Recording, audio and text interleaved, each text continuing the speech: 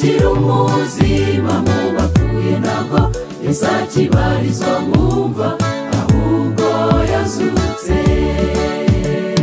Uhangayikishijwe n'iki ko Yesu yanesheje urupfu? Shira impungenge, shira intimba, Yesu ariho ubu ni muzima. Uwo ni we duhanze amaso, byiringiro kuba mwizera. Gira ibyishimo, gira intsinzi, kuko Yesu yanesheje urupfu. Uhangayikishijwe n'iki ko Yesu yanesheje urupfu? Shira impungenge, shira intimba, Yesu ariho ubu ni muzima. Uwo ni we duhanze amaso, byiringiro kuba mwizera. Gira ibyishimo, gira intsinzi, kuko Yesu yanesheje urupfu.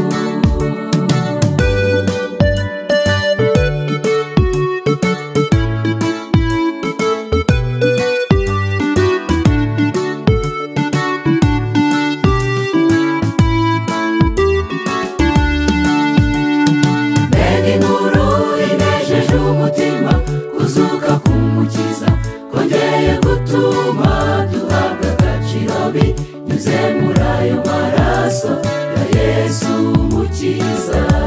Jyana nawe iyo nkuru isakaze hose, bamenye ko twakijijwe n'ubuntu kubwo kwizera igitambo.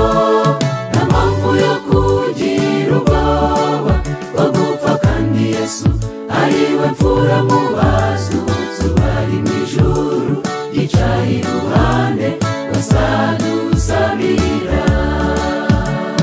Uhangayikishijwe n'iki ko Yesu yanesheje urupfu?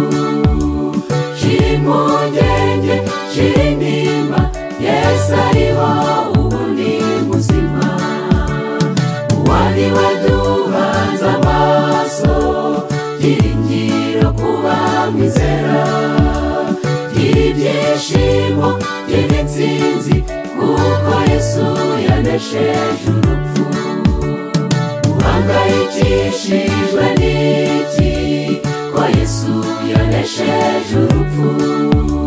Shira impungenge, shira intimba, Yesu ariho ubu ni muzima. Uwo ni we duhanze amaso, byiringiro kuba mwizera. Gira ibyishimo, gira intsinzi, kuko Yesu yanesheje urupfu.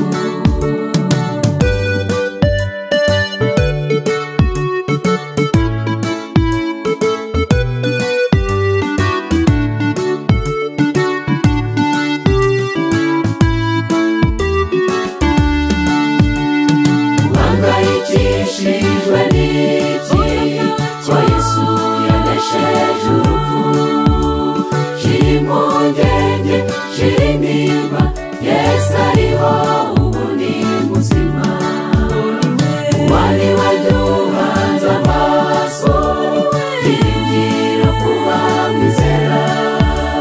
Gira ibyishimo, gira intsinzi, kuko Yesu yanesheje urupfu. Uhangayikishijwe n'iki ko Yesu yanesheje urupfu? Shira impungenge, shira intimba, Yesu ariho ubu ni muzima. Uwo ni we duhanze amaso, byiringiro kuba mwizera. Gira ibyishimo, gira intsinzi, kuko Yesu yanesheje urupfu.